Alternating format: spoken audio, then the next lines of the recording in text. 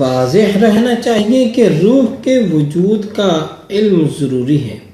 لیکن اس کی حقیقت و معرفت میں عقل عاجز و لاچار ہے۔ امت مسلمہ کے ہر عالم و دانشور نے اپنے اپنے فہم و قیاس کے موافق کچھ نہ کچھ کہا ہے، اور کفار و ملحدین نے بھی اس میں خامہ فرسائی کی ہے۔ جس وقت کفار قریش نے یہودیوں کے سکھلانے پر نضر بن حارث کو بھیجا کہ وہ رسول کریم صلی اللہ علیہ وسلم سے روح کی کیفیت اور اس کی ماہیت دریافت کرے، تو اللہ تعالیٰ نے پہلے روح کا اثبات کرتے ہوئے فرمایا وَيَسْأَلُونَكَ عَنِ الرُّوحِ،